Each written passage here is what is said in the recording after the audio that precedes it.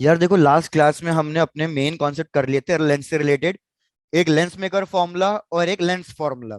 तो बस मेरे को फटाफट पहले तो रिकॉल करा दो what is lens maker formula and lens formula, बस इतना ही रिकॉल करा दो, फिर उसकी बेसिस पे आगे बढ़ेंगे।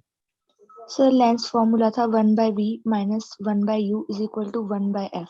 Done. 1/v minus 1/u is equals to 1/f, ये हमारे पास था लेंस फॉर्मूला। आगे lens sir maker lens formula. Maker था 1/f = μ2 - μ1 1/r1 - 1/r2। Very good. Mu 2 minus mu 1 divided by mu 1 into 1/r1 - 1/r2। ये था हमारे पास लेंस मेकर फॉर्मूला, जिसमें मैंने आपको बताया था कि यार कंफ्यूज मत होना। इस केस में हमेशा हमेशा म्यू 2 किसका होगा? म्यू 2 हमेशा लेंस का होगा, और म्यू 1 हमेशा किसका होगा? सराउंडिंग। सराउंडिंग का होगा। फिर मैंने आपको यह भी बता दिया था कि जनरली जब भी जो हमारे पास जनरल केस होता है कि हमेशा लेंस का रिफ्रैक्टिव इंडेक्स सराउंडिंग से ज्यादा होता है, तो इस केस में हमारा जो फोकल लेंथ है वो पॉजिटिव आएगा for convex lens. Whereas इसी जनरल केस में हमारा फोकल लेंथ नेगेटिव आएगा कौन से लेंस के लिए? कॉनकेव लेंस के लिए। फिर मैंने आपको यह बता दिया था कौन सा लेंस किसकी तरह बिहेव करता है और किस किस टाइप की इमेज बना सकता है। और बाकी रे डायग्राम मैंने आपको होमवर्क के लिए दिए थे याद करने के लिए। तो क्या मैं रे डायग्राम्स पूछ लूं? भाई तब तो आपने चौड़े में कहा था हाँ सर, लास्ट क्लास में मतलब नेक्स्ट क्लास में पूछ लेना सर रे डायग्राम्स। दीक्षा मैडम क्या कहती हो, पूछ लूं?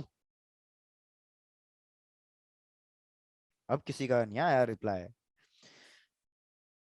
कॉन्वेक्स लेंस मैंने आपको बताया था यार, इसका नेचर कन्वर्जिंग होता है। और ये किस किस टाइप की इमेज बना सकता है? सबसे अच्छा कॉन्वेक्स लेंस ही है एक तरीके से देखा जाए तो। भैया ये हर टाइप की इमेज बनाता है। ये रियल एंड इन्वर्टेड भी बनाएगा, ये वर्चुअल एंड इरेक्ट भी बना सकता है। सेम साइज डिमनेस्ड, जैसा मर्जी। सेम साइज डिमनेस्ड या फिर इनलार्ज्ड। मेरे को लग नहीं रहा किसी ने भी रे डायग्राम्स रिवाइज किए हैं, इसलिए किसी का भी वो नहीं आया proper reply. Whereas concave lens की बात करें, कॉनकेव लेंस होता है हमारे पास डाइवर्जिंग लेंस। और अगर ये डाइवर्जिंग लेंस है, इसके पास सिर्फ एक ही प्रॉपर्टी है, ये सिर्फ वर्चुअल एंड इरेक्टिव बना सकता है और डिमिनिश्ड ही बना सकता है। भैया यहां तक की चीजें तो कम से कम याद है, रे डायग्राम्स याद नहीं है, चलो कोई बात नहीं। यहां तक की चीजें याद है? Yes sir. Sir done. मैं सिर्फ एक रे डायग्राम बता रहा हूं आज के लिए, सिर्फ उतने रे डायग्राम से भी काम चल जाएगा। क्या रे डायग्राम है? भाई इतना ही याद रखो, अगर हम कभी भी ऑब्जेक्ट को, वो मतलब ऑब्जेक्ट, अगर हम कभी भी ऑब्जेक्ट को फोकस पे रख रहे हैं तो इमेज हमेशा कहां बनेगी? इन्फिनिटी। बिल्कुल, इमेज बनेगी इन्फिनिटी। इन्फिनिटी का मतलब क्या है? इन्फिनिटी का मतलब है कि हमारे पास जो लाइट रेज आएंगी वो पैरेलल आएगी। सिमिलरली इसी का उल्टा, कि अगर हमारे पास ऑब्जेक्ट इन्फिनिटी पे रखा हुआ है तो फिर इमेज कहां बनेगी? फोकस इमेज पे। बनेगी फोकस पे। फिलहाल आज के लिए इतने से भी काम चल सकता है, हालांकि आपको तो रे डायग्राम याद करने थे। एग्जाम्पल, भाई मैंने कहा कि ये मैंने कॉन्वेक्स लेंस लिया और ये जो मैंने लाइट रेज लेके आया हूँ ये पैरेलल लेके आया हूँ। तो मतलब ये सेकंड केस हो गया कि हमारा ऑब्जेक्ट इन्फिनिटी पे है। ये कॉन्वेक्स लेंस है तो लाइट रेज को बेंड कराएगा, लाइट रेज को बेंड करा के इसने यहाँ पे मीट करा दी और ये हो गया इसका फोकस। सिंस इसने लाइट रेज को राइट हैंड साइड बेंड कराया है तो इसलिए इसका फोकस कैसा आया था? पॉजिटिव आया था। सिमिलरली मैं आपको दूसरा केस समझा रहा था कि अगर आपके पास ऑब्जेक्ट फोकस पे है, अब की बार मैंने कहा कि भैया ये कोई ऑब्जेक्ट है और वो इसके वर्चुअल फोकस पे रखा हुआ है, इससे लाइट रेज निकल के आ रही है, तो आफ्टर रिफ्रैक्शन ये लाइट रेज कैसी जाएंगी? आफ्टर रिफ्रैक्शन फिर ये लाइट रेज पैरेलल जाएंगी ताकि इमेज इन्फिनिटी पे बने। तो भैया अगर ये चीजें यहां तक क्लियर हैं तो मैं एक क्वेश्चन दे दूं, पहले क्वेश्चन से ही ट्राई कर लोगे? Yes sir. Yes yes sir. Sir. Done. Done. तो भैया आ जाओ क्वेश्चन पे। क्वेश्चन क्या कह रहा है कि भैया हमारे पास तीन लेंस है। एक है हमारे पास कॉन्वेक्स लेंस, फिर एक है हमारे पास कॉनकेव लेंस, और फिर वापस से हमारे पास है एक कॉन्वेक्स लेंस। इस टाइप के तीन लेंस हैं, ये उनकी प्रिंसिपल एक्सिस और ये हमें वैल्यू गिवन है, फोकल लेंथ की वैल्यू। इसके फोकल लेंथ की वैल्यू +10, इसके फोकल लेंथ की वैल्यू -10, सब कुछ सेंटीमीटर में ही है। इसके फोकल लेंथ की वैल्यू +30 सेंटीमीटर, सब कुछ उसमें ही गिवन है। इन दोनों के बीच का डिस्टेंस हमें गिवन है, इन दोनों के बीच का डिस्टेंस 5 सेंटीमीटर, इन दोनों के बीच का डिस्टेंस 10 सेंटीमीटर। भैया आया वो क्वेश्चन है, ढंग से ट्राई कर लेना, चेक कर लेना। यहां पे हमने एक ऑब्जेक्ट रखा हुआ है which is at a distance of 30 centimetre from the lens 1। आपको बताना है where will be the final image formed. Question repeat कर रहा हूं, चेक कर लो, सिंपल सा ही क्वेश्चन है। हमारे पास टोटल 3 लेंस है, L1 L2 L3। Focal length given है +10 -10 +30।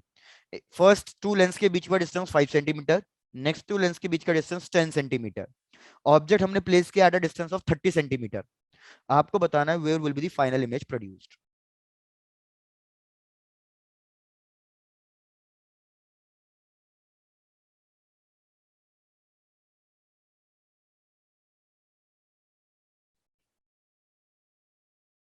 जैसे मैंने आपको मिरर के केसेस में बताया हुआ है, वही कॉन्सेप्ट लगाना है। एक की इमेज दूसरे के लिए एज अ वर्चुअल ऑब्जेक्ट की तरह एक्ट करेगी। इतना हिंट दे दिया, ट्राई टू सॉल्व। बहुत इजी क्वेश्चन है ये, बहुत ज्यादा कैलकुलेशंस भी नहीं है इसमें।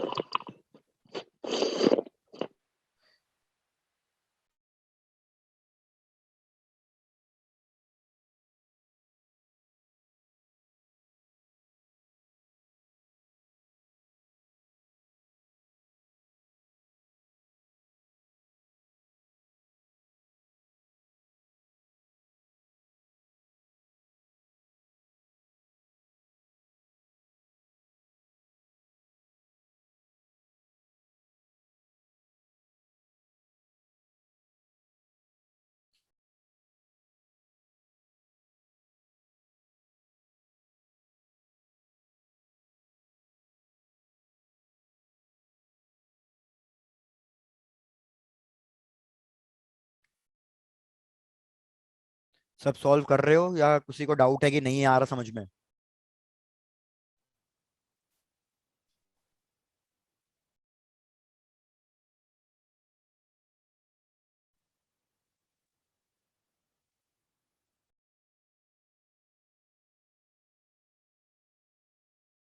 No response.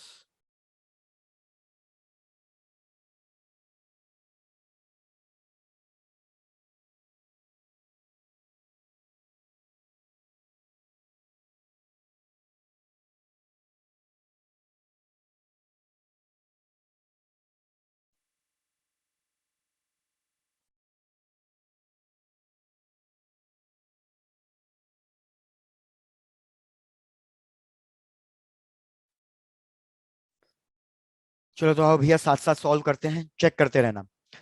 सबसे पहले कैलकुलेशन शुरू कर दो अपने लिए लेंस 1। मेरे को लेंस 1 में सब कुछ पता है। क्या ऑब्जेक्ट डिस्टेंस है -30? ओके प्रशांत, आपका आंसर आ गया। महक, आपका आंसर आ गया। ये आप फाइनल आंसर बता रहे हो प्रशांत? यस। ठीक है महक, आप ये भी फाइनल आंसर आपके लिए? यस। नहीं तो भैया दोनों के आंसर सभी सही नहीं आए हैं, चेक कर लो ना। मैं कह रहा हूं जब मैं लेंस 1 के लिए कैलकुलेशन करूंगा तो लेंस 1 के लिए ऑब्जेक्ट डिस्टेंस आएगा मेरे पास -30। फोकल लेंथ गिवन है हमारे पास +10। सब लोग यार प्लीज कैलकुलेट करो, लेंस फॉर्मूला यूज करो। 1/v - 1/u = 1/f। यू की वैल्यू साइन कन्वेंशन के साथ रखो, एफ की वैल्यू साइन कन्वेंशन के साथ रखो, और सब कैलकुलेट करके पहले मेरे को वी की वैल्यू बताओ कि V1 मतलब लेंस 1 के लिए इमेज कौन से डिस्टेंस पे बन के आ रही है, फिर आगे डिस्कस करते हैं। Sir 15 centimetre. वेरी गुड, +15 या -15 Tanvi? Sir plus. Very good. तो यार हमारे पास v की वैल्यू आएगी +15। +15 का मतलब समझो, मतलब लेंस 1 के लिए हमारे पास जो इमेज बन रही है वो राइट हैंड साइड बन रही है। मतलब अगर ये बाकी दो लेंस नहीं होते, आई रिपीट, अगर ये बाकी दो लेंस नहीं होते तो इमेज कहीं ना कहीं यहां बनती, 15 सेंटीमीटर के डिस्टेंस पे। लेकिन अब आ जाओ, कैलकुलेशन शुरू करते हैं अपने लेंस 2 की। अब आप देखोगे सिंपल होती जा रही हैं चीजें। अब आप जब यूज करोगे लेंस 2 के लिए, तो लेंस 2 के लिए बताओ मैं ऑब्जेक्ट डिस्टेंस कितना लूं? Sir 15 centimetre. नहीं भैया, इन दोनों के बीच में भी तो कोई गैप था। इन दोनों के बीच में गैप 5 है, तो इस लेंस 2 के लिए ये जो image as a virtual object की तरह जो एक्ट करेगी, ये कितने डिस्टेंस पे है? क्या ये वाली बात समझ में आई या नहीं आई? सर रिपीट कर दो। रिपीट। मैं कह रहा हूं लेंस वन के लिए इमेज यहां बनी है। भाई कितने दूर बनी है? 15 सेंटीमीटर पे दूर बनी है। लेंस वन का काम खत्म हो गया, इसको भूल जाओ अब मैं कह रहा हूं लेंस टू यहां रखा हुआ है। लेंस टू के लिए ये जो इमेज है, अब वो ऑब्जेक्ट का काम करेगी।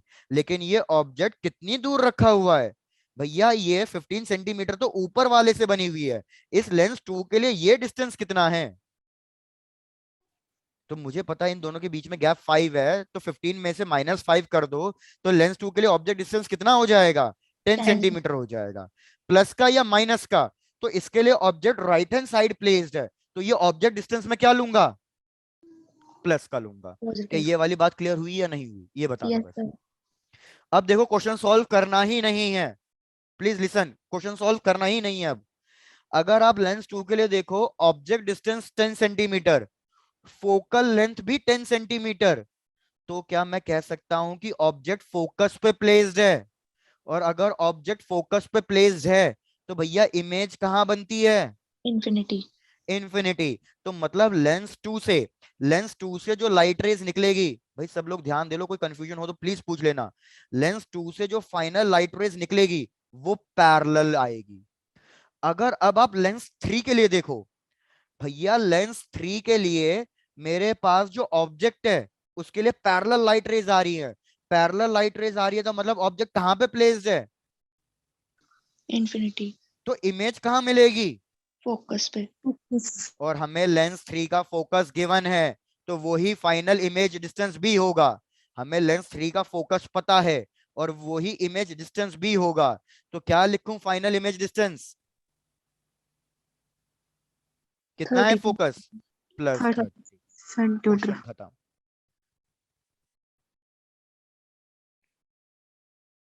भाई चेक कर लो, रिपीट करा देता हूं, कोई भी अगर डाउट हो। मेरे को सिर्फ कैलकुलेशन लेंस वन के लिए करनी थी, इसलिए ये क्वेश्चन है, मैंने बोला था सिंपल क्वेश्चन है, कैलकुलेशन बहुत कम है।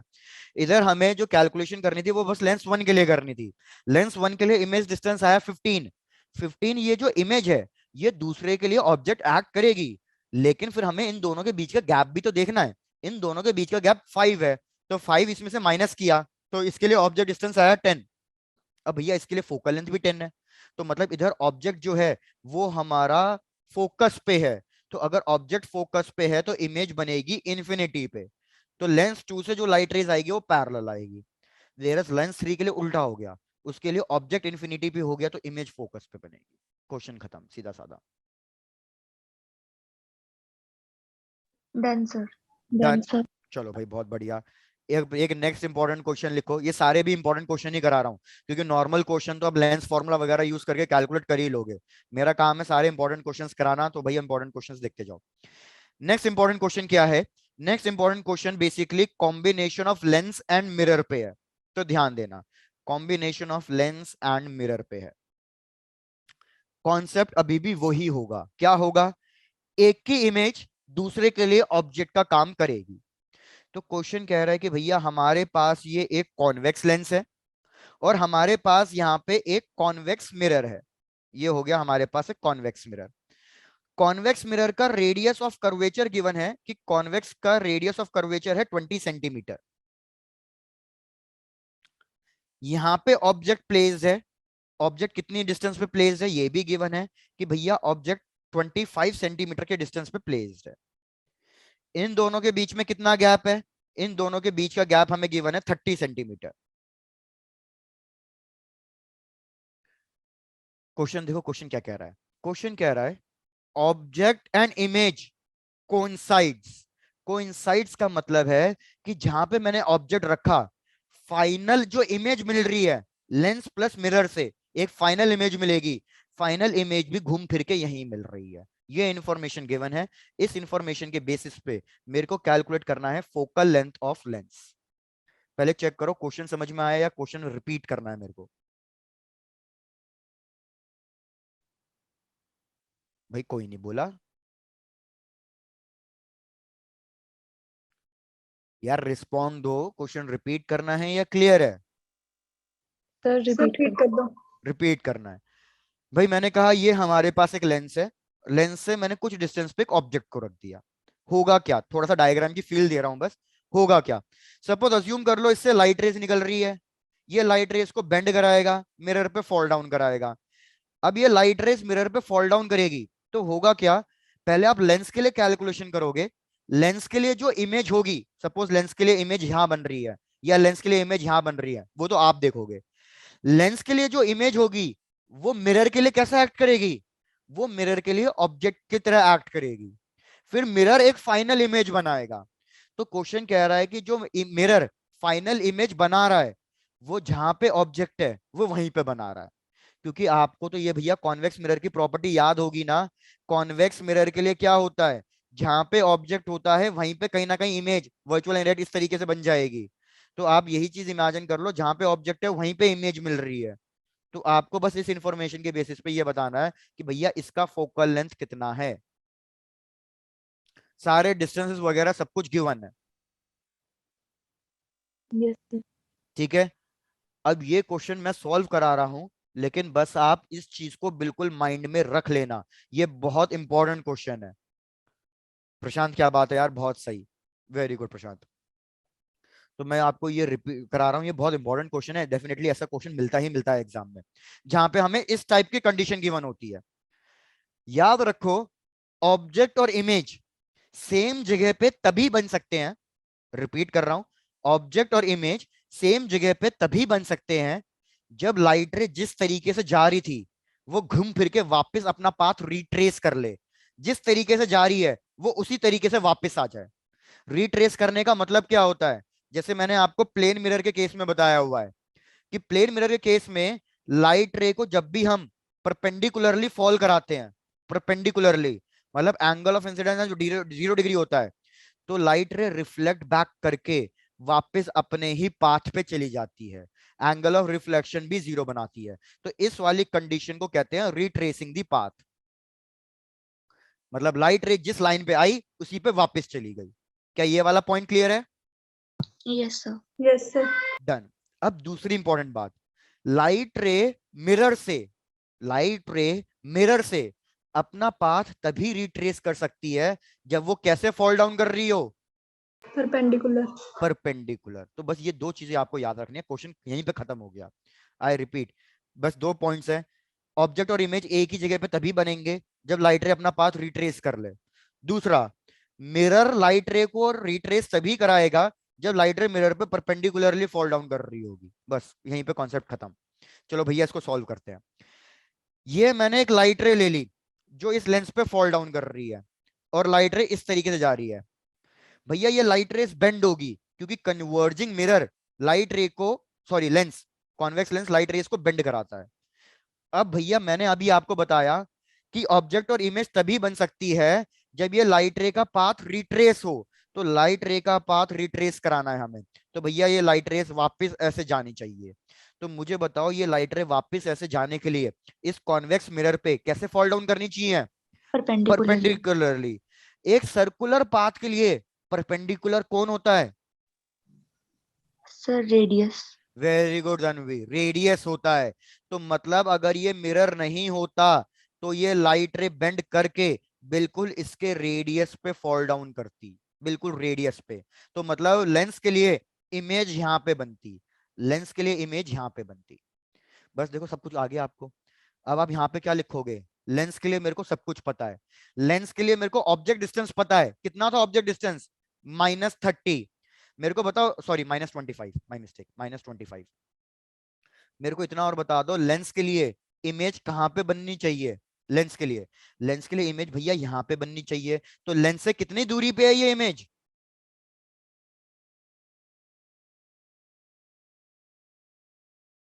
होगा, ये इसका सेंटर ऑफ कर्वेचर होगा। तो भैया बताओ 30 प्लस कितना? 20। 20। 50। तो हमारे पास आ गया टोटल 50। Very good. तो ये हमें v की वैल्यू पता है +50। तो यार सब कुछ तो पता है, लेंस के लिए लेंस फॉर्मूला यूज करो और फोकल लेंथ कैलकुलेट करो। और अभी भी बोल रहा हूँ चेक कर लो ये कॉन्सेप्ट क्लियर हुआ है या नहीं हुआ, क्योंकि अगर क्लियर नहीं हुआ होगा तो भैया एक बहुत इंपॉर्टेंट क्वेश्चन दूंगा, वो सॉल्व नहीं हो पाएगा। फिर मत बोलना कि सर दोबारा रिपीट कराओ ये चीजें। सर रिपीट कर दो। Done, repeat. मेरे को ये बताओ, आपको ये वाला चीज समझ में आ गया था कि यस। भैया किसी भी लाइट रे को अगर रिट्रेस कराना है मिरर से तो हमें लाइट रे को परपेंडिकुलरली फॉल डाउन कराना पड़ेगा। और रिट्रेस क्यों करा रहे हैं? ताकि ऑब्जेक्ट और इमेज हमेशा सेम पॉइंट पे बन जाए।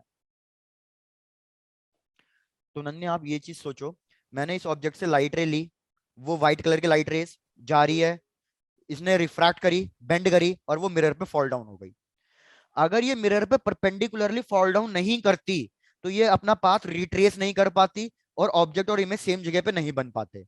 तो इतनी बात क्लियर थी नंदनी कि ये जो मिरर पे लाइट रे फॉल डाउन हुई है ये परपेंडिकुलरली फॉल डाउन होनी ही चाहिए थी, तभी ये अपना पाथ रिट्रेस करके ऑब्जेक्ट और इमेज सेम जगह पे बनेंगे। अगर अब ये परपेंडिकुलरली फॉल डाउन कर रही है तो मैंने आपको ये भी बता रखा है कि एक सर्कल के लिए परपेंडिकुलर कौन होता है? एक सर्कल के लिए परपेंडिकुलर उसका रेडियस होता है। रेडियस हमेशा परपेंडिकुलर बनता है। तो इसलिए अगर मैं एक मिरर ड्रॉ कर रहा हूं, मैंने आपको यह भी बताया था कि मिरर एक सर्कल का पार्ट है, इस पे अगर कोई भी लाइट रे परपेंडिकुलरली फॉल डाउन कर रही है तो मतलब ये कहां पे जानी चाहिए? ये सेंटर पे पहुंचनी चाहिए, सेंटर पे पहुंचनी चाहिए। नंदिनी चेक करो ये वाला पॉइंट क्लियर है? Yes sir. सेंटर पे पहुंचेगी तभी रेडियस बनेगा। तो इधर भी मैंने वही कहा, मैंने कहा ये लाइट रे भैया सेंटर पे पहुंचनी चाहिए थी। अगर ये लाइट रे सेंटर पे पहुंचनी चाहिए थी तो पोल से लेके सी तक का, पी से लेके सी तक का डिस्टेंस क्या बन जाएगा? रेडियस बन जाएगा 20 सेंटीमीटर, जो क्वेश्चन में गिवन था। तो यस मेरे को सर। बताओ लेंस के लिए इमेज कहां बननी चाहिए थी? अगर मिरर नहीं होता तो लेंस के लिए इमेज कहां बननी चाहिए थी? इस पॉइंट पे, सी पॉइंट पे, आई पे। तो लेंस के लिए कितनी दूर हो गया इमेज? 30 plus plus 20, 50। और ऑब्जेक्ट डिस्टेंस तो पता ही है 25। तो मैं कह रहा हूं ऑब्जेक्ट डिस्टेंस पता है, इमेज डिस्टेंस पता है, लेंस का फॉर्मूला यूज करो और अपना फोकल लेंथ कैलकुलेट करके बता दो। तो आप सबका आंसर आना चाहिए 16.67 centimetre. Yes sir. Yes sir. सब लोग चेक कर लो by the time please. Done sir.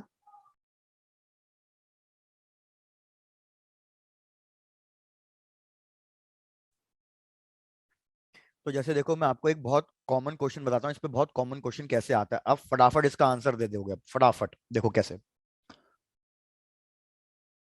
मतलब इसमें आप ये बोलोगे सर ये तो कैलकुलेट करने की भी जरूरत नहीं थी।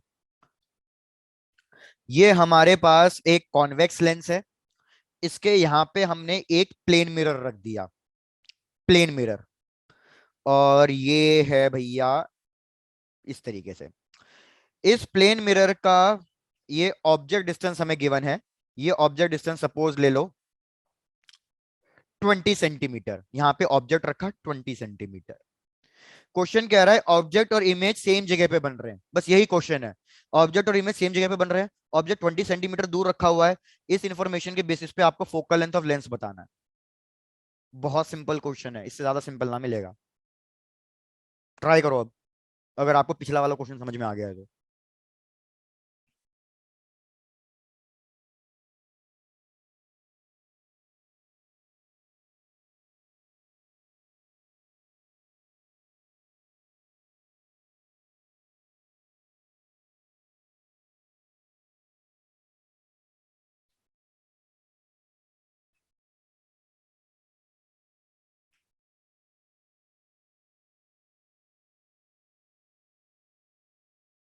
भाई फिर मेरे को नहीं लग रहा, अभी तक तो आंसर आ जाता है इसका, फिर मेरे को नहीं लग रहा आपको समझ में आया।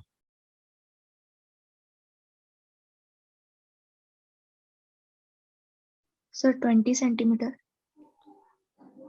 20 centimetre is the correct answer. भैया 20 सेंटीमीटर कैसे आया समझो।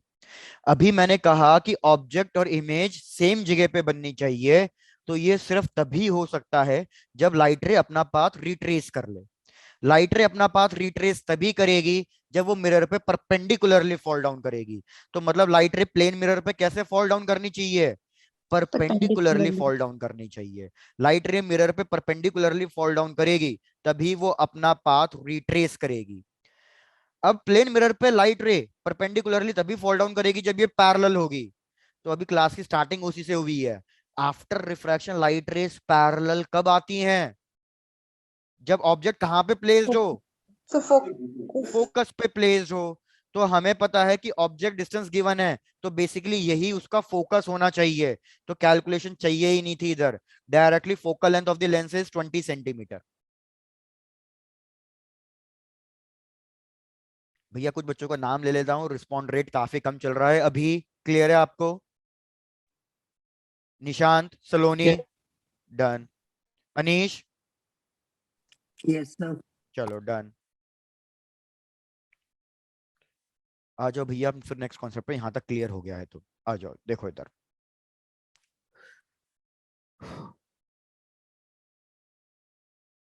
कॉम्बिनेशन ऑफ लेंस, और इसी के अंडर मैं टॉपिक करा रहा हूं, that is power of a lens. भाई पावर ऑफ अ लेंस का मतलब क्या है? आप सबको फॉर्मूला तो पता ही है। पावर का फॉर्मूला क्या है बताना जरा, किसी को भी याद हो तो। Sir 1/f। 1/f। ये f मीटर्स में होना चाहिए, सेंटीमीटर में होना चाहिए?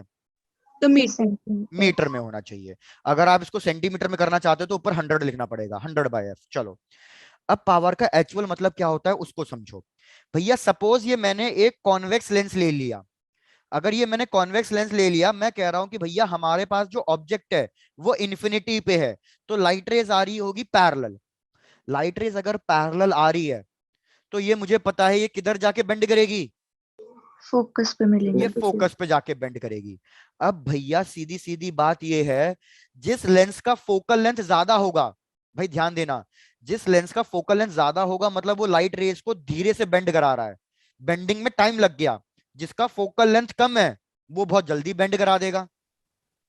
जैसे फॉर एग्जाम्पल मैं कह रहा हूं ये एक लेंस है जिसका फोकल लेंथ है 10 सेंटीमीटर, तो मतलब ये तो 10 सेंटीमीटर वाले डिस्टेंस पे ही लाइट रे को बेंड करा देगा। लेकिन अगर मैं कह रहा हूं कोई एक दूसरा लेंस है जिसका फोकल लेंथ है 20 सेंटीमीटर, तो भैया ये लाइट रेस को जल्दी बेंड कराएगा या देर से बेंड कराएगा? ये देर से बेंड कराएगा, क्योंकि उसको 20 सेंटीमीटर तक लाइट को पहुंचाना है, 20 सेंटीमीटर के उस पर बेंड करानी है, तो ये बेंडिंग में टाइम लेगा। तो पावर ऑफ अ लेंस का मतलब ही क्या है, और इसलिए ये फोकल लेंथ पर डिपेंड क्यों करती है? पावर ऑफ अ लेंस का मतलब है कि भैया हमारे लेंस में कितनी कैपेबिलिटी है लाइट रे को बेंड कराने की, लाइट रे को अपने पाथ से डेविएट कराने की। अगर ये लेंस नहीं होता तो हमारी लाइट रे बेचारी सीधा सीधा जाती। अगर ये लेंस नहीं होता तो हमारी ये लाइट रे सीधा सीधा जाती। हमारे इस लेंस ने लाइट रे को बेंड करा दिया, तो कितनी जल्दी बेंड कराया, कितने एंगल पे बेंड करा दिया, ये होती है हमारा पावर ऑफ अ लेंस। तो ये पावर ऑफ अ लेंस कैसे कैलकुलेट किया जाता है, ध्यान दो इधर।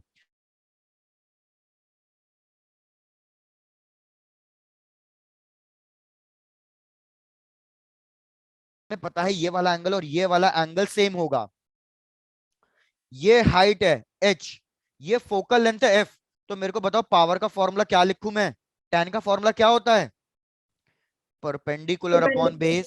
परपेंडिकुलर है h, बेस है फोकल लेंथ, क्योंकि लाइट रे फोकल लेंथ पे जाके मर्ज कर रही है। हम क्या करते हैं, सिंप्लीफिकेशन के लिए h की वैल्यू 1 ले लेते हैं, तो इसलिए पावर का फॉर्मूला 1/f आता है। चेक करो यहां तक की कॉन्सेप्ट क्लियर है या कुछ रिपीट करना है इसमें? Done sir. Clear sir. Done. तो इसलिए पावर का फॉर्मूला 1/f आया। अब हमें पता है यार कि फोकल लेंथ पॉजिटिव होता है कॉन्वेक्स लेंस के लिए, तो बहुत ही लॉजिकल चीज है कि इसके लिए पावर भी कैसा आएगा, पॉजिटिव आएगा। और इसका ऐसा यूनिट होता है डायप्टर। तो अगर मैं कभी भी आपको क्वेश्चन में बोलूं कि एक लेंस है जिसकी पावर है 2 डायप्टर, तो आप ऑटोमेटिकली समझ जाओगे ये कौन सा लेंस है, ये कॉन्वेक्स लेंस। कॉन्वेक्स। सिमिलरली हमें पता है फोकल लेंथ नेगेटिव होता है कॉनकेव लेंस के लिए, तो डेफिनेटली इसका पावर भी क्या आएगा, इसका पावर भी नेगेटिव ही आएगा। तो ये तो बहुत छोटी चीजें हैं जो आप 10th क्लास तक पढ़ भी आए हो, तो इसलिए इसमें तो अब कुछ इतना है नहीं। अब हमें करना क्या था, हमें कॉम्बिनेशन ऑफ लेंस के बारे में पढ़ना है कि भैया लेंस को मैं कंबाइन कर रहा हूं, तो फिर उसकी पावर उसका सब कुछ कैसे कैलकुलेट करना है। तो इधर ध्यान दो, क्वेश्चन अब बहुत सिंपल हो जाएगा आपका।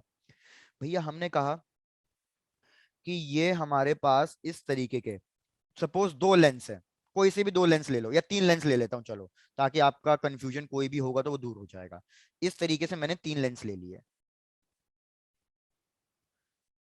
इसका फोकल लेंथ f1 इसका फोकल लेंथ f2, इसका फोकल लेंथ f3, इन तीनों के फोकल लेंथ मैंने दे दिए।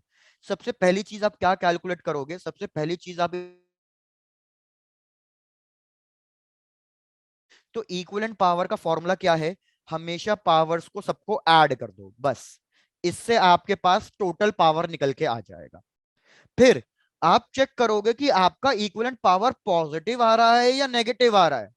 सपोज आपका इक्विवेलेंट पावर पॉजिटिव आ रहा है, तो मतलब ये पूरा का पूरा कॉम्बिनेशन किसकी तरह बिहेव करेगा? Convex. कॉन्वेक्स की तरह। और अगर ये पूरा का पूरा कॉम्बिनेशन नेगेटिव में आ गया, तो मतलब किसकी तरह बिहेव करेगा ये कॉम्बिनेशन? Concave. कॉनकेव की तरह। ठीक है। दूसरी चीज जो क्वेश्चन को बहुत सिंपल बनाएगी, भैया अगर ये इक्विवेलेंट पावर का फॉर्मूला है तो इसी फॉर्मूले में फोकल लेंथ को इंट्रोड्यूस कर दो। तो मैं लिख सकता हूं 1/f is equals to 1/f1 minus 1/f2 plus 1/f3। अब बीच में मैंने माइनस साइन क्यों लगाया? क्योंकि Sir, कॉनकेव का concave फोकल लेंथ। lens.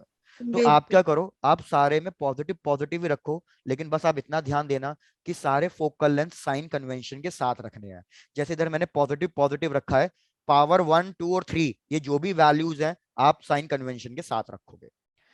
फिर से वही वाली बात कि भैया आप इक्विवेलेंट फोकल लेंथ निकाल लोगे, तो इक्विवेलेंट फोकल लेंथ से आपको पता चल जाएगा कि ये कॉम्बिनेशन किसकी तरह ट्रीट करेगा, कॉन्वेक्स की तरह या कॉनकेव की तरह। अब देखो इसका एडवांटेज कहां मिला हमें। क्वेश्चन आपसे क्या पूछेगा? क्वेश्चन आपसे पूछेगा कि ये एक ऑब्जेक्ट है, सपोज ये डिस्टेंस दे देगा वो आपको, सपोज जैसे मैं जनरली डिस्टेंस ले रहा हूं 10 सेंटीमीटर। वो बोलेगा भैया इन तीनों लेंस की वजह से बताओ फाइनल इमेज कहां मिलेगी। आपको फाइनल इमेज कैलकुलेट करनी है। तो अभी तक जैसे हम पीछे क्वेश्चंस में क्या कर रहे थे, मैं लेंस 1 के लिए निकाल रहा था, लेंस 1 की जो इमेज बनेगी वो सेकंड के लिए ऑब्जेक्ट बनेगी। फिर मैं लेंस 2 के लिए कैलकुलेट करूंगा, लेंस 2 के लिए जो इमेज बनेगी वो थर्ड वाले के लिए ऑब्जेक्ट का काम करेगी, और फिर एक फाइनल इमेज मिलेगी। भैया जमाने बीत जाएंगे क्वेश्चन सॉल्व करने में। अब आप क्वेश्चन कैसे सॉल्व करोगे? आप इन तीनों के फोकल लेंथ की हेल्प से इक्विवेलेंट फोकल लेंथ कैलकुलेट कर लोगे। एक बार आपके पास इक्विवेलेंट फोकल लेंथ आ गया, तो आपके लिए ऑब्जेक्ट डिस्टेंस पता है -10, इक्विवेलेंट फोकल लेंथ पता है, आप 1/v minus 1/u equal to 1 equivalent focal length वाला फॉर्मूला यूज करके डायरेक्टली क्या कैलकुलेट कर लोगे? आप v की वैल्यू कैलकुलेट कर लोगे। क्या समझ में आया किस टाइप के क्वेश्चंस में ये हेल्प देगा आपको? Yes, sir. चलो डन। तो यहां तक पूरी कहानी भैया नोट डाउन कर डालो, और फिर एक क्वेश्चन भी ले डालो, देखेंगे। Done, sir. Done done done. एक मिनट दो, आपके लिए एक क्वेश्चन देता हूं मैं, आपको इसी मेथड से ट्राई करना है कि भैया what will be the final answer.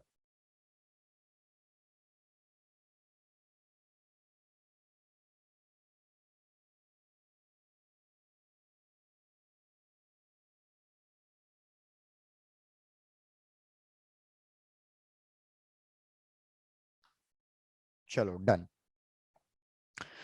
भाई क्वेश्चन है कि हमारे पास एक कन्वर्जिंग लेंस है, मतलब उसने एक बोला हुआ है, एक हमारे पास कॉन्वेक्स लेंस है। इस कॉन्वेक्स लेंस का फोकल लेंथ हमें गिवन है दैट इज 50 सेंटीमीटर। उसने बोला कि ये कॉन्वेक्स लेंस किसी एक दूसरे lens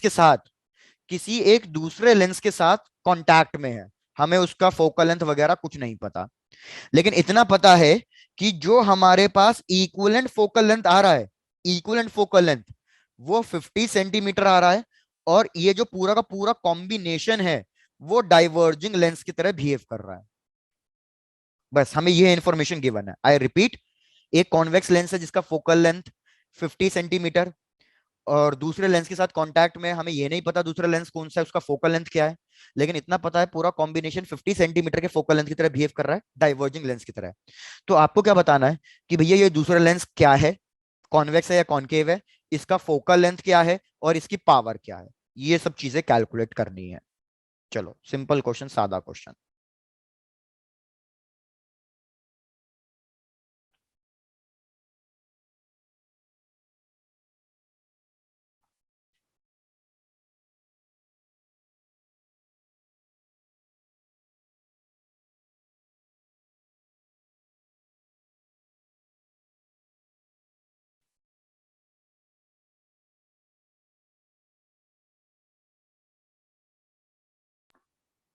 Sir, F to 25 centimeter. F2 25 centimetre check करते हैं। भाई किसी और को कुछ आंसर? माइनस में आ रहा है या प्लस में आ रहा है? सर माइनस में। बिल्कुल सही है तन्वी। F2 की वैल्यू -25 सेंटीमीटर। बहुत बढ़िया।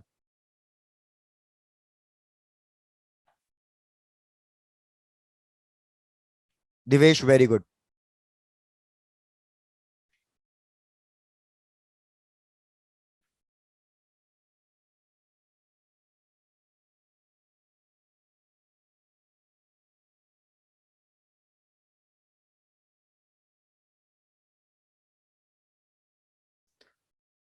भैया ज्यादा कुछ कॉन्सेप्ट इसमें था ही नहीं, बहुत सिंपल सा क्वेश्चन है।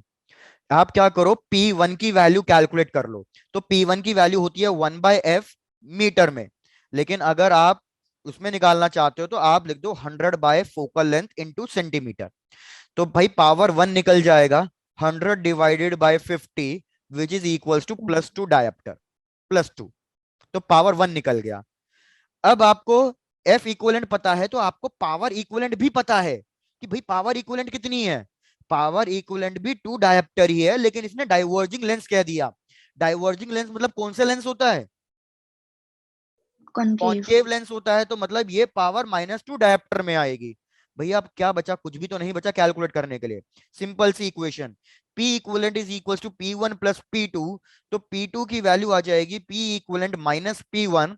P इक्विवेलेंट की वैल्यू -2 डायप्टर। P2 की वैल्यू हमारे पास फिर से -2 डायप्टर हो गया, तो ये हो गया -4 डायप्टर। -4 डायप्टर के लिए आप फोकल लेंथ निकाल लो, तो F2 की वैल्यू आ जाएगी -25 सेंटीमीटर। क्वेश्चन खत्म। Done sir.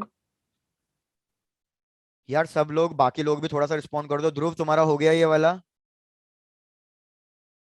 Yes, sir. Hemraj? Yes, sir.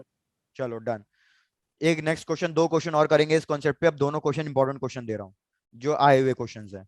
ध्यान देना भैया इस क्वेश्चंस पे।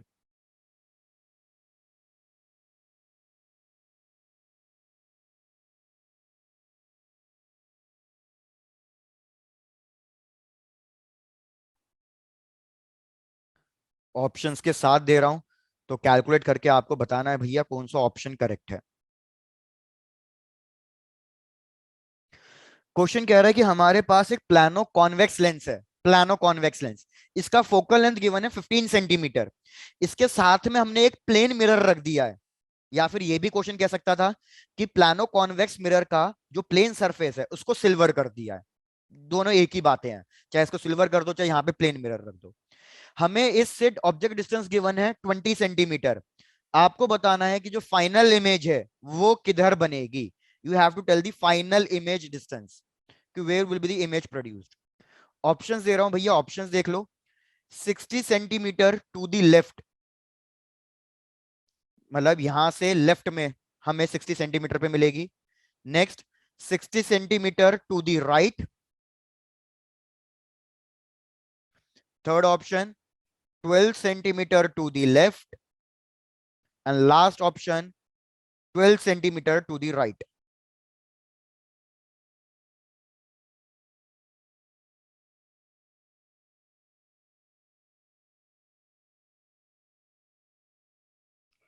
प्रशांत पहले से सॉल्व किया हुआ था क्या?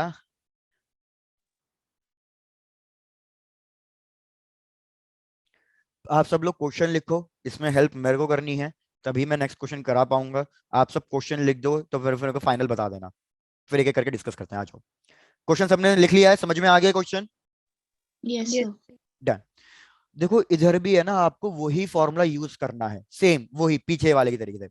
इधर आप लिखोगे 1/f equivalent is equals to 1/f1 + 1/f2। जहां पे अब की बार ये f1 किसका होगा? अब की बार ये f1 लेंस का होगा, और ये f2 किसका होगा? ये f2 आपको मिरर का होगा। ठीक है, तो हम इसमें पावर ऑफ, जैसे हम कॉम्बिनेशन ऑफ लेंस वाला कर रहे हैं ऐसे इधर भी कर सकते हैं। तो सबसे पहले आपका टारगेट होगा f इक्वलेंट निकालना। तो 1/ focal length of the lens कितना गिवन है? 15। 15। आपको पता है ये प्लानो कॉन्वेक्स है, तो +15 या -15? +15। भैया किसी को कोई दिक्कत इसमें? No sir. डन। फिर प्लस मिरर का फोकल लेंथ बताओ, मिरर का फोकल लेंथ कितना लिखूं? इनफाइनाइट। इनफाइनाइट। इनफाइनाइट। बहुत बढ़िया। पहले सब लोग यहां तक चेक करो, यहां तक की बातें समझ में आ रही हैं? Yes sir. डन। लेकिन अब एक और कॉन्सेप्ट को समझो थोड़ा सा, भैया ये थोड़ा सा ट्रिकी हो सकता है, तो एक और कॉन्सेप्ट को समझो। हम क्या कर रहे हैं यार, ये लाइट रे आ रही है इस तरीके से, ये लाइट रे फिर बेंड करेगी कहीं ना कहीं, मिरर पे फॉल डाउन करेगी, फिर ये लाइट रे वापस ट्रैवल करेगी क्योंकि प्लेन मिरर लाइट रे को रिफ्लेक्ट करा देगा। तो मेरे को बताओ आपका जो लेंस है वो इमेज फॉर्मेशन में कितनी बार यूज हो रहा है? Sir 2 times. 2 टाइम्स। भाई रिपीट कर रहा हूं, चेक कर लो। मैं कह रहा हूं कि ऑब्जेक्ट से लाइट रे गई, ये उसको बेंड कराएगा, मिरर वापस से रिफ्लेक्ट कराएगी कहीं ना कहीं, कुछ तरीके से होगा कुछ ना कुछ। तो लाइट रे हमारे लेंस के अंदर 2 टाइम्स ट्रेवल कर रही है। तो इसलिए हम क्या करेंगे, यहाँ पे जो मैंने 1/f लिखा है, इस 1/f की जगह मैं इसको 2/f लिखूंगा। बस इतनी चीज चेक करो कि यहां तक की बात क्लियर हुई है या नहीं हुई है। Yes, sir. डन। भैया सबको क्लियर है ना? ये 2 क्यों यूज हुआ है? Because lens is use 2 times. या आप ये लिख सकते हो, एक्चुअली ये स्टेटमेंट गलत है, आप ये लिख सकते हो light is travelling 2 times in the lens, इसलिए। तो यार हमारे पास इक्वलेंट फोकल लेंथ आ गई 15/2 सेंटीमीटर। अब एक चीज याद रखो, जब हम मिरर के साथ, सॉरी लेंस के साथ मिरर यूज करते हैं, जब हम लेंस के साथ मिरर यूज करते हैं, एक चीज ध्यान देना है यहाँ पे, जब हम लेंस के साथ मिरर यूज करते हैं तो ये जो पूरा का पूरा कॉम्बिनेशन है ये लेंस की तरह ट्रीट नहीं करता। जैसे अभी तक मैंने आपको क्या बताया कि अगर मैं ये दोनों तीनों लेंस को मिक्स कर रहा हूं तो ये इनका कॉम्बिनेशन किसकी तरह एक्ट करेगा? Lens की तरह. लेंस की तरह ही एक्ट करेगा। लेकिन इधर ऐसा नहीं है। अगर मैं कभी भी लेंस और मिरर यूज कर रहा हूं तो जो इनका कॉम्बिनेशन है वो हमेशा मिरर की तरह ही एक्ट करेगा, हमेशा। और कौन से मिरर की तरह एक्ट करेगा ये भी फिक्स्ड है, ये एक कन्वर्जिंग मिरर मतलब कॉनकेव मिरर की तरह ही एक्ट करेगा। तो अब हम क्या करेंगे, हमने इक्विवेलेंट फोकल लेंथ निकाल लिया, अब मैं मिरर फॉर्मूला यूज करूंगा। भाई ध्यान देना इस क्वेश्चन पे, हालांकि ये तुम्हारे का नहीं था। मिरर फॉर्मूला यूज करूंगा तो 1/v plus 1/u is equal to 1/f। v की वैल्यू निकालनी है, u की वैल्यू क्वेश्चन में कितनी दी थी? 20 माइनस में, क्योंकि लेफ्ट हैंड साइड है। f की वैल्यू कितनी है? 15/2। लेकिन ये कॉनकेव मिरर है, कॉनकेव मिरर के लिए फोकल लेंथ कैसा होता है? Negative. तो आप यहाँ पे वैल्यू लिखोगे -2/15। इसको सॉल्व कर दो, v की वैल्यू बता दो जो भी आ रही है और ऑप्शन से मैच कर लो, और कॉन्सेप्ट चेक कर लो आपको ये कॉन्सेप्ट समझ में आया या नहीं आया।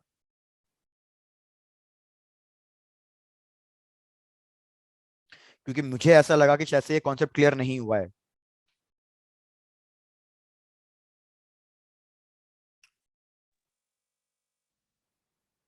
संजना आप चेक करके बताओ आपको क्लियर है? Yes, sir. ठीक है, Sir 12 centimeter. Very good. 12 centimetre. और v की वैल्यू पॉजिटिव आ रही है या नेगेटिव आ रही है? क्योंकि उसी ये बेसिस Sir पे लेफ्ट और राइट negative. डिसाइड होगा। Sir negative. Very good. तो जब आप कैलकुलेट करोगे तो v की वैल्यू -12 आ रही है, तो माइनस का मतलब ही क्या हो गया कि इमेज कहां बन रही है? Left hand side of the mirror बन रही है। तो इसलिए करेक्ट ऑप्शन सी होगा। Done, sir. Done done done, चलो भैया बहुत बढ़िया।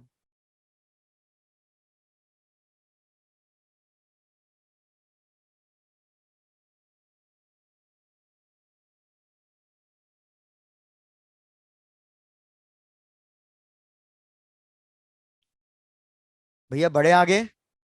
Yes, sir. चलो yes sir. Done. Next question पे आ जाओ यार। ये नेक्स्ट क्वेश्चन आपके एनसीईआरटी बुक का ही क्वेश्चन है, तो इसलिए थोड़ा सा इंपॉर्टेंट बन जाता है एनसीईआरटी बुक का नाम लेते ही। तो भैया ट्राई करना है इसको सॉल्व करने की, क्या क्या है चीजें। आपको क्वेश्चन एक्सप्लेन करता हूँ, क्वेश्चन थोड़ा सा बड़ा सा लगेगा। क्वेश्चन क्या कह रहा है कि हमने यहाँ पे एक ये प्लेन मिरर लिया है, हमने यहाँ पे ये लिया भैया एक प्लेन मिरर। इस प्लेन मिरर के ऊपर मैंने रख दिया है एक equi convex lens. Equi convex lens, equi convex lens का मतलब समझ जाना, ऊपर वाला रेडियस और नीचे वाला रेडियस क्या है? सेम है। भैया डायग्राम की भावनाएं समझ जाना, थोड़ा सा अजीब सा डायग्राम बन रहा है लेकिन भावनाओं को समझ जाना। डन। अब आपको साफ दिख रहा है कि जब हम ये लेंस प्लेस कर रहे हैं प्लेन मिरर को तो यहाँ पे एक गैप बन रहा है। हमने इस गैप में क्या किया? लिक्विड फिल कर दिया। इस गैप में हमने लिक्विड फिल कर दिया। हमने क्या देखा भैया, हमने यहाँ पे रखा है ऑब्जेक्ट ए पे, ये ऑब्जेक्ट है, कितने डिस्टेंस पे रखा हुआ है ये ऑब्जेक्ट हमने रखा हुआ है एट अ डिस्टेंस ऑफ ए। हमने रखा कि जब ये ऑब्जेक्ट ए पे रखा हुआ है तो ऑब्जेक्ट और इमेज सेम जगह बन रही है। पहले चेक करो, केस 1 समझ में आया? Yes, sir. Yes, sir. Done. तो भैया केस 1 ये था। केस 2 क्या कह रहा है? केस 2 कह रहा है हमने फिर से वही किया, हमने प्लेन मिरर लिया और यही वाला लेंस लिया। अब की बार बस हमने लिक्विड को रिमूव कर दिया है, वही सब चीजें, बस अब की बार लिक्विड को रिमूव कर दिया है। तो जब हमने लिक्विड को रिमूव किया तो हमने ऑब्जेक्ट डिस्टेंस को चेंज कराया, तो अब हमें दिख रहा है कि ऑब्जेक्ट और इमेज कोइंसाइड कर रहे हैं, लेकिन अब कौन से डिस्टेंस पे कोइंसाइड कर रहे हैं? अब वो कोइंसाइड कर रहे हैं at a distance of B. Check कर लो, अब केस 2 भी क्लियर है? Yes, Yes, sir. sir. बस इतनी ही इंफॉर्मेशन गिवन है। इस इंफॉर्मेशन के बेसिस पे क्या कैलकुलेट करना है, इस इंफॉर्मेशन के बेसिस पे क्वेश्चन ने बोला है to calculate refractive index of the liquid, कि भैया जो आपने ये केस 1 में लिक्विड यूज किया इसका रिफ्रैक्टिव इंडेक्स कितना है वो बताना है।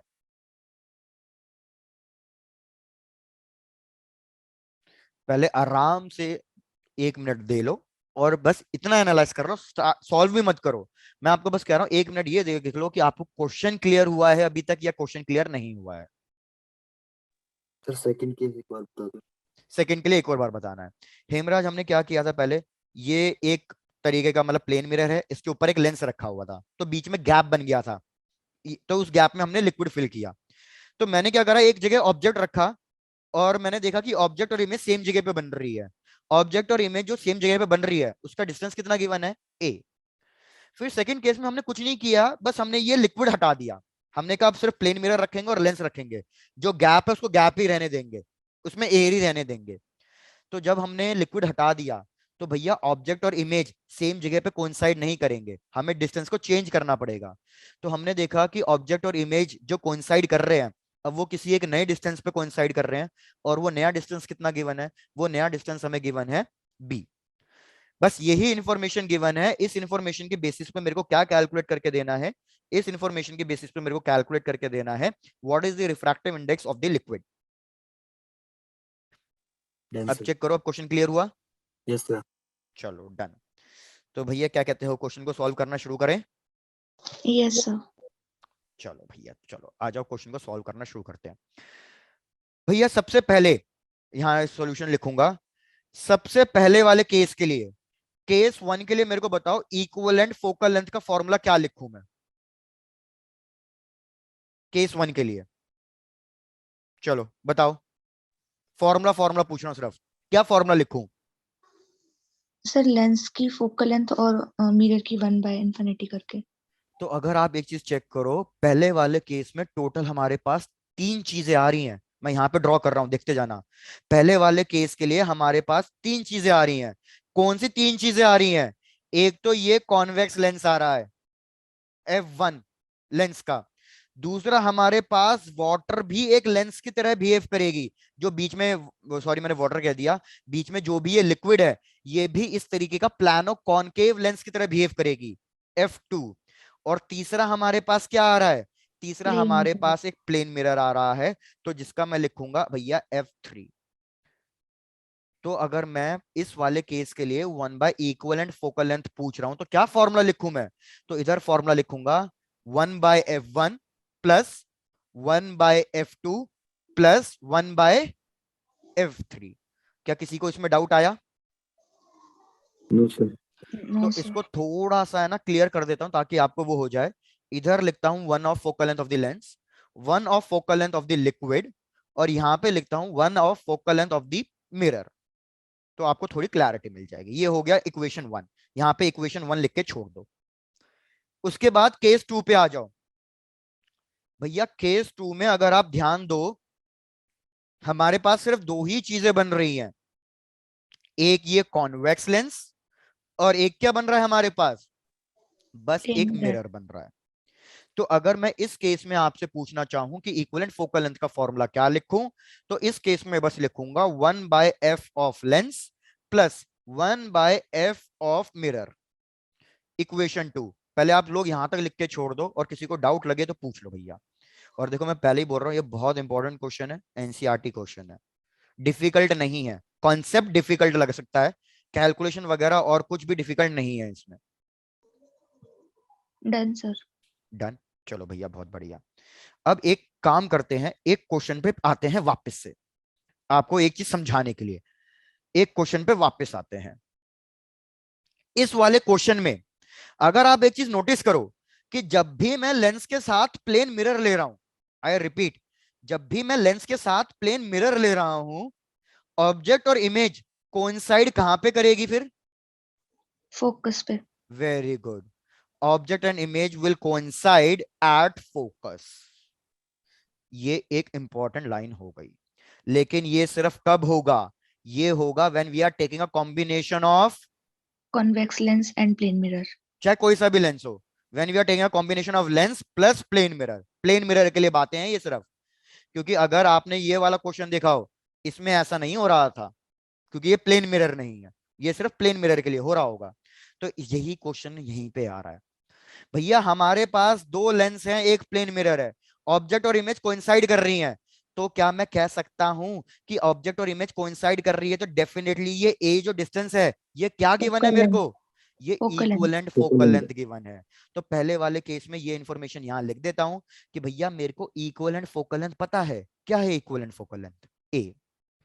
सिमिलरली सेकंड वाले केस में फिर से लेंस और मिरर का कॉम्बिनेशन यूज हुआ है, प्लेन मिरर का, ऑब्जेक्ट और इमेज कोइंसाइड हुई है, तो ये बी क्या बन जाएगा? Equivalent focal length. Of the second case. Yes sir. अरे भाई अब कुछ क्वेश्चन बचा ही नहीं सॉल्व करने के लिए, यहीं पे किस्सा खत्म हो गया। सेकंड वाले केस के लिए इक्वेशन लिखूंगा, equivalent focal length B, focal length of lens, इसको एफ ऑफ लेंस ही रहने दो, plus focal length of the mirror, plane mirror infinite. Infinite. ये कट के जीरो हो गया, तो क्या मैं कह सकता हूं डायरेक्टली लेंस का फोकल लेंथ मेरे को मिल गया? भैया लेंस का फोकल लेंथ कितना है? बी। बी है। अब जो ये वैल्यू आई है भैया पीछे वाले उसमें जाके सब्स्टिट्यूट कर दो, किस्सा खत्म, क्वेश्चन सॉल्व। पीछे वाले उसमें सॉल्व कर दो। तो आते हैं वापस इक्वेशन 1 पे। तो फ्रॉम इक्वेशन 1 हमने लिखा था 1/f equivalent is equal to 1/f of lens plus 1/f of liquid plus 1/f of mirror. तो यहां पे लिखूंगा ये इक्विवेलेंट फोकल लेंथ गिवन है A, equivalent focal length of the lens is B, इसका हमें फाइंड करना है, प्लस प्लेन मिरर का 0। तो ये तो कट गया, तो आप FL की वैल्यू कैलकुलेट करके बताओ पहले तो कि FL की वैल्यू कितनी आ रही है। तो भैया बड़ी सिंपल सी बात है, 1/FL की वैल्यू 1/A माइनस 1/B। जरा इसको सिंप्लीफाई करो और मेरे को बताओ फोकल लेंथ कितना आ रहा है लिक्विड का?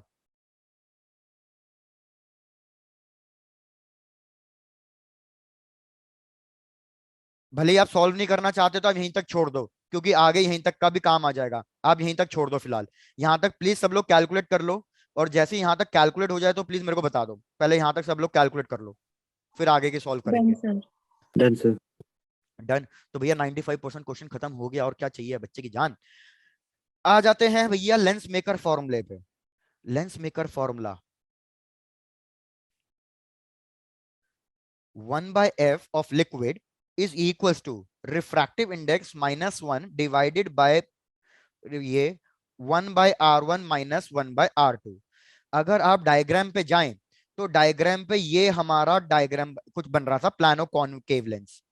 तो R1 क्या लिखूंगा? R1 इसका रेडियस होगा, इसका रेडियस किसके बराबर होगा? कॉन्वेक्स लेंस के बराबर होगा, और कॉन्वेक्स लेंस का रेडियस क्या गिवन था? R। इसका रेडियस ऊपर आएगा या नीचे आएगा? सर ऊपर। तो इसको प्लस R लेंगे, क्योंकि ऊपर वाली डायरेक्शन पॉजिटिव होती है। अब नीचे वाले R2 पे आ जाओ, ये प्लेन सरफेस है तो इसका रेडियस क्या लिखूं? भाई प्लेन सरफेस का रेडियस क्या होता है? Infinite. Infinite. Infinite. Mu one है सराउंडिंग, इसके लिए सराउंडिंग एयर है 1। म्यू टू क्या है? Mu two refractive index of liquid है। अरे यार अब बस इतना काम कर दो, R1 की जगह R लिख दो, R2 0 हो गया क्योंकि वो इनफाइनाइट था, म्यू1 की जगह 1 रख दो, म्यू2 फाइंड करना है, 1/FL की जगह 1/A माइनस 1/B रख दो, बस क्वेश्चन सॉल्व हो गया। चलो कंप्लीट करके मेरे को फाइनल आंसर बताओ क्या आ रहा है। अब इससे आगे मैं सॉल्व नहीं करूंगा। मेरे को म्यू टू की वैल्यू सॉल्व करके बता दो कितनी आ रही है फाइनल। बस मैं आपके लिए वैल्यू सब्स्टिट्यूट करके रख देता हूँ। एफ एल की वैल्यू 1/a माइनस 1/b, यहाँ पे हो गया ये म्यू -1, जहाँ पे ये रिफ्रैक्टिव इंडेक्स ऑफ लिक्विड हो गया, और ये हो गया हमारे पास 1/r। बस मैंने इतना सॉल्व करके दे दिया आपको। आपको म्यू एल की वैल्यू निकाल के देनी है।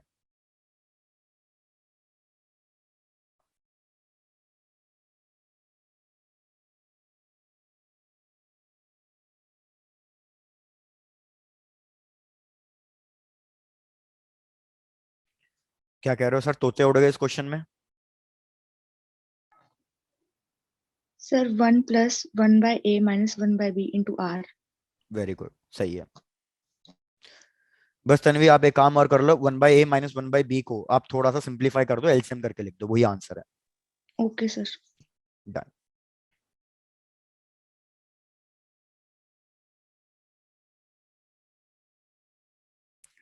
तो भैया सब लोग आंसर मैच कर लेना। आंसर आ रहा है 1 + b minus a by ab into r।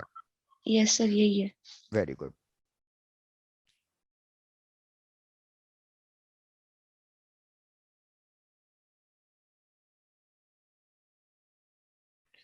और देखो मैं आपको फिर से ये बोल रहा हूं, अगर सपोज आपके एग्जाम में आया तो वो रिफ्रैक्टिव इंडेक्स के लिए नहीं आएगा। आपके एग्जाम में अगर आएगा तो बस वो यहीं तक पूछेगा आपसे कि भैया फोकल लेंथ ऑफ लिक्विड बता दो, जो एज ए लेंस की तरह एक्ट कर रहा है। आपके में यहां तक आ सकता है कि focal length of a liquid बता दो, इससे ज्यादा कैलकुलेशन वो आपसे नहीं कराएगा।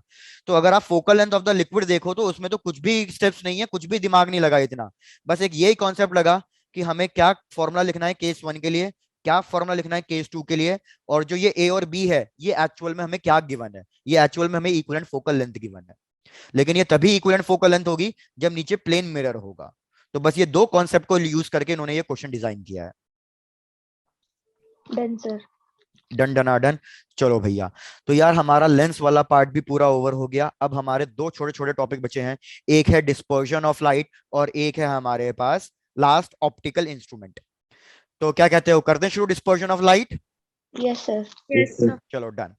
तो डिस्पर्जन ऑफ लाइट का बस आज थोड़ा सा हिंट, मतलब वैसे तो एक बात आपको ये भी बता दूं, डिस्पर्जन ऑफ लाइट से क्वेश्चन यूजुअली नहीं आता। डिस्पर्जन ऑफ लाइट से क्वेश्चन नहीं आता, लेकिन ऐसा नहीं कि कुछ छोड़ना है, पढ़ना तो सारा ही है। और आपको ये भी बता देता हूं, सबसे ज्यादा क्वेश्चन कौन से टॉपिक में से आता है? ऑप्टिक्स में से, रे ऑप्टिक्स में से सबसे ज्यादा क्वेश्चन आते हैं टोटल इंटरनल रिफ्लेक्शन से। सबसे ज्यादा क्वेश्चन जो आते हैं टोटल इंटरनल रिफ्लेक्शन से, और सेकंड वाला थोड़ा बहुत लेंस से आता है, वही फोकल लेंथ वगैरह कैलकुलेट करने का, लेंस मेकर फॉर्मूला के बेसिस पे। तो चलो आ जाओ डिस्पर्जन ऑफ लाइट। अब डिस्पर्जन ऑफ लाइट से स्टार्ट करने से पहले भैया थोड़ा सा फ्लैशबैक। मैंने आपको स्नेल्स लॉ लिखवाया हुआ है, मैंने आपको एब्सोल्यूट रिफ्रैक्टिव इंडेक्स का फॉर्मूला लिखवाया हुआ है। जरा बस एब्सोल्यूट रिफ्रैक्टिव इंडेक्स का फॉर्मूला बता दो क्या था। Sir speed of light in vacuum upon speed of light in medium. अब स्पीड का फॉर्मूला बता दो वेवलेंथ के टर्म्स में। Sir nu lambda. Very good, मतलब frequency into wavelength lambda, yes sir. Divided by frequency into wavelength in a medium. Frequency same रहेगी तो मैंने ये कैंसिल करा दी थी आपको, और मैंने आपको एक इंपॉर्टेंट चीज बता दी थी कि भैया रिफ्रैक्टिव इंडेक्स स्पीड के इनवर्सली प्रोपोर्शनल है, और सिमिलरली रिफ्रैक्टिव इंडेक्स वेवलेंथ के इनवर्सली प्रोपोर्शनल है, वेवलेंथ इन अ मीडियम। बस यार इसी के बेसिस पे डिस्पर्शन ऑफ लाइट है। डिस्पर्शन ऑफ लाइट का मतलब क्या है यार, हमें पता है, बस इतना सा थोड़ा सा एनालाइज करने वाली बात है। सपोज ये मैंने एक व्हाइट लाइट ली है, व्हाइट कलर की लाइट ली है। आपको ये तो पता ही होगा ना, ये व्हाइट कलर की लाइट कितने कलर्स की कॉम्बिनेशन की होती है? 7 colors. कलर्स। 7 colors. तो भैया मैं 7 कलर्स तो ड्रॉ कर नहीं सकता, तो बस भावनाओं को समझ जाना, मैं 3 कलर्स ड्रॉ कर दूंगा। सबसे बॉटम पे कौन सा कलर होता है, सबसे टॉप पे कौन सा कलर होता है? So सर top टॉप पे पे रेड, red. red मिडिल पे bottom yellow violet. And last पे वायलेट। बिल्कुल। तो बस मैं 3 कलर्स ड्रॉ करके चल रहा हूं। एक है हमारे पास रेड कलर, एक्सट्रीम कलर, एक वायलेट है वो भी एक्सट्रीम डाउनवर्ड्स कलर है, और एक इन दोनों का मतलब सारे 7 कलर्स का मीडियम मतलब एवरेज कलर होता है येलो। तो मैंने ये 3 कलर्स ड्रॉ कर दिए।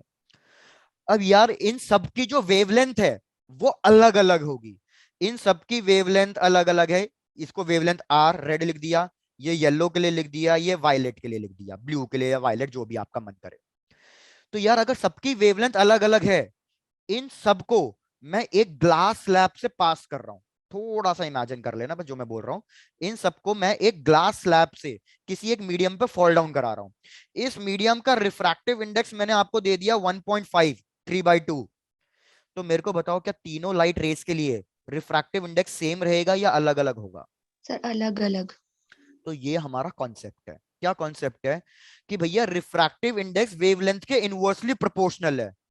तो ये जो मीडियम का रिफ्रैक्टिव इंडेक्स हमें गिवन होता है 1.5, ये एक कांस्टेंट वैल्यू नहीं होती, ये लाइट रे के वेवलेंथ के अकॉर्डिंग चेंज होती है। मे बी ऊपर से मेरे को ये भी पता है कि ये वेवलेंथ के इनवर्सली प्रोपोर्शनल है, तो सबसे ज्यादा वेवलेंथ रेड की होती है, तो सबसे कम रिफ्रैक्टिव इंडेक्स इसके लिए होगा, अप्रोक्सीमेटली 1.39 हो जाता है। मतलब मैं ऐसे रैंडम वैल्यूज लिख रहा हूं, आपको वैल्यू कुछ भी याद नहीं रखनी। फिर येलो के लिए वेवलेंथ इंक्रीज हुई है, तो रिफ्रैक्टिव इंडेक्स कुछ ना कुछ अलग हो जाएगा, इसके लिए रिफ्रैक्टिव इंडेक्स कुछ ना कुछ अलग हो जाएगा। लेकिन बस आपको क्या दिमाग में बिठाना है अभी, सिर्फ दिमाग में एक छोटी सी चीज इतनी ही बिठानी है कि अगर अलग अलग लाइट रेज है, तो अलग अलग लाइट रेज के लिए सेम मीडियम का अलग अलग रिफ्रैक्टिव इंडेक्स होगा। क्या यस बस सर। इतना कॉन्सेप्ट क्लियर हो गया? Yes sir. क्या? तो पहले यहां तक नोट डाउन कर लो, फिर आगे बात कर लेते हैं कि भैया सबके लिए अलग अलग रिफ्रैक्टिव इंडेक्स होगा। Done sir. डन। तो यहाँ पे लिख देता हूँ कि भैया यहाँ पे सपोज रिफ्रैक्टिव इंडेक्स म्यू है, तो इसके लिए म्यू 1 होगा, इसके लिए म्यू 2 होगा, इसके लिए म्यू 3 होगा। तो आ जाओ अपने कॉन्सेप्ट पे भाई। डायग्राम को थोड़ा सा समझाने के लिए, भावनाओं को व्यक्त करने के लिए बड़ा बनाया। ये हमने एक प्रिज्म ले लिया। प्रिज्म के पास क्या होता है? दो रिफ्रैक्टिंग सरफेसेस होते हैं। निशान माइक प्लीज म्यूट करो। और ये वाला एंगल होता है एंगल ऑफ प्रिज्म, जिसको हम ए से डिनोट करते हैं। अब याद रखो, ये एंगल ऑफ प्रिज्म ही बहुत इंपॉर्टेंट है। क्यों इंपॉर्टेंट है? ऐसा नहीं है कि अगर आपने लाइट रे किसी भी प्रिज्म पे फॉल डाउन करा दी तो वो 7 कलर्स में स्प्लिट कर जाएगी। आप चाहे तो घर में लाके देख लेना, आप अलग अलग प्रिज्म लेके आओ, सारे प्रिज्म से लाइट रे ऐसे स्प्लिट नहीं होगी 7 कलर्स में। ये कुछ पर्टिकुलर एंगल्स होते हैं जिनपे ये एंगल ऑफ प्रिज्म, जिनपे लाइट रे 7 कलर्स में स्प्लिट हो जाती है। तो हमें वही कॉन्सेप्ट लेके चलना है। हम अज्यूम करके चलेंगे कि ये वो पर्टिकुलर एंगल है। तो भैया ये मैंने व्हाइट लाइट ली और इसको फॉल डाउन करा दिया प्रिज्म के एक वाले सरफेस पे। तो भैया यहाँ पे ना रिफ्रैक्शन 1 होना शुरू हो जाएगा। रिफ्रैक्शन 1, लाइट रे कैसे ट्रैवल कर रही है? लाइट रे रेयर टू डेंसर ट्रैवल कर रही है। ये आपका नॉर्मल होगा। तो मेरे को बताओ, लाइट रे किधर बेंड करेगी? टुवर्ड्स द नॉर्मल या away from the normal? Towards the normal. Towards से नॉर्मल। Towards the normal. और याद रखो, यहीं पे लाइट रे 7 कलर्स में स्प्लिट हो जाएगी। क्यों यहीं पे लाइट रे 7 कलर्स में स्प्लिट क्यों होगी? क्योंकि प्रिज्म को पता है ये वाली बात कि व्हाइट लाइट के अंदर 7 रेज हाइड होके आ रही हैं, हिडन है वो 7 रेज। तो ऐसा थोड़ी है कि ये एक्ट नहीं करेगा, ये तो अपना काम करेगा। तो ये प्रिज्म क्या करेगा? सारी लाइट रेज के लिए अलग अलग रिफ्रैक्टिव इंडेक्स अलॉट कर देगा। सारी लाइट रेज के लिए अलग अलग रिफ्रैक्टिव इंडेक्स अलॉट कर दिया, तो सारी लाइट रेज अलग अलग बेंड करेंगी। तो यहीं पे हमारे पास 7 कलर्स में चीजें स्प्लिट हो जाएंगी। लेकिन हम कुछ और चीज पढ़ने में इंटरेस्टेड हैं, तो फिलहाल मैं 7 कलर्स की बात नहीं कर रहा, फिलहाल मैं एक सिंगल लाइट रे ले रहा हूं। लेकिन क्या आप इस चीज को समझ जाओगे ना? Yes sir. Yes sir. Yes sir. क्योंकि मेरा टारगेट अभी वो 7 कलर्स में स्प्लिट कराने वाली बातें नहीं बतानी है। वो तो आपने 9th 7th हर जगह पढ़ी हुई है कि 7 कलर्स में स्प्लिट होगा। हमारा टारगेट अभी वो नहीं है। भैया फिर से लाइट रे अब ट्रैवल कर रही है डेंसर मीडियम से रेयर मीडियम, तो यहाँ पे होगा रिफ्रैक्शन 2। रिफ्रैक्शन 2 ये मैंने फिर से नॉर्मल ड्रॉ किया। अगर ये मैंने फिर से नॉर्मल ड्रॉ किया, तो भैया अब लाइट रे किधर बेंड करेगी? Away from the normal. Normal. ऊपर ड्रॉ करूं या नीचे ड्रॉ करूं? सर नीचे। नीचे, क्योंकि अगर आपने ऊपर बना दिया तो नॉर्मल के पास हो गया भैया, ये नीचे इस तरीके से यस बनानी पड़ेगी। तो ये आएगी आपके पास फाइनल लाइट रे।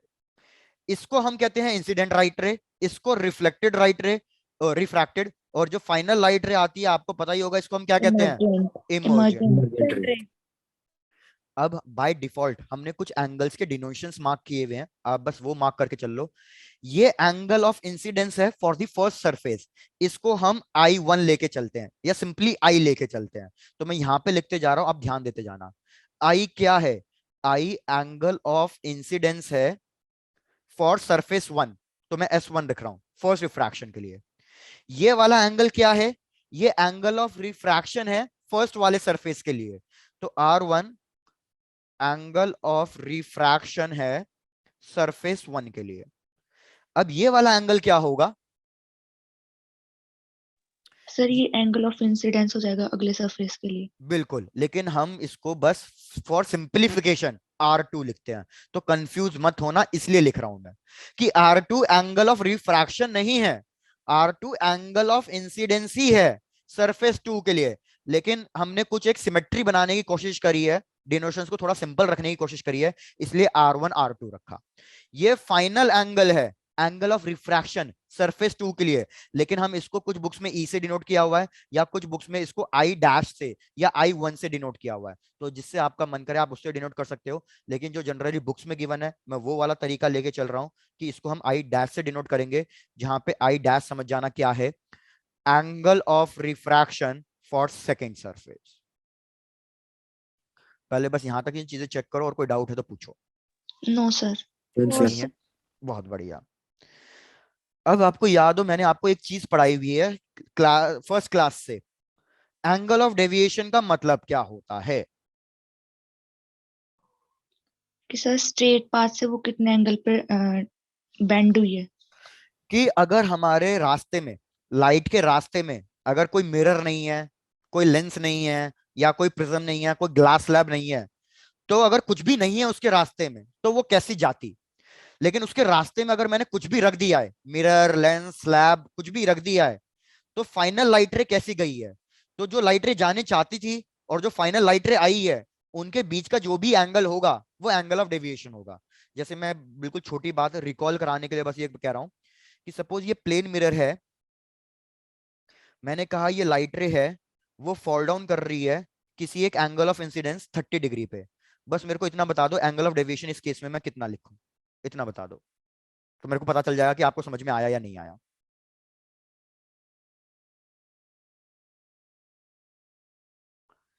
तो अगर ये लाइट रे ऐसे फॉल डाउन हुई है तो ये रिफ्लेक्ट करेगी, ये ऐसे जाएगी, एंगल ऑफ रिफ्लेक्शन कितना लिख दूं?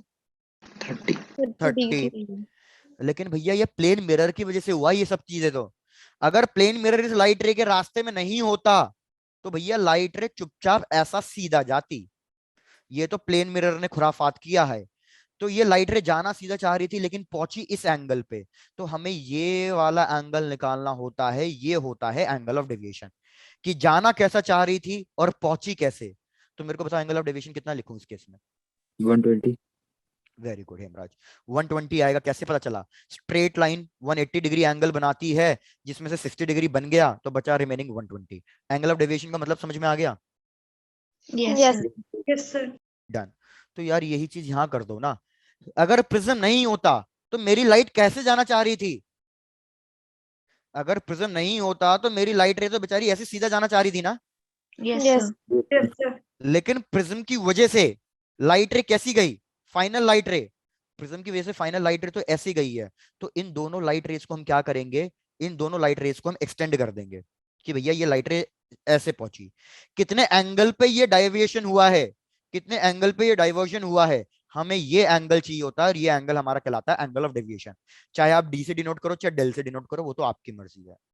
तो बस हमें एंगल ऑफ डेविएशन का फॉर्मूला लिखना है आज के लिए। एंगल ऑफ डेविएशन का फॉर्मूला लिखो भैया, क्या होता है एंगल ऑफ डेविएशन का formula? I plus I dash minus angle A. बस यहीं तक लिख के छोड़ना है आपको आज, I plus I dash minus angle A, angle of deviation का फॉर्मूला। Done sir. डन। तो बस ये डायग्राम ड्रॉ करके ये सब चीजें करके छोड़ दो, आज के लिए भैया इतना है। Done sir. Done. Done sir. चलो भाई बहुत बढ़िया। तो दैट्स इट था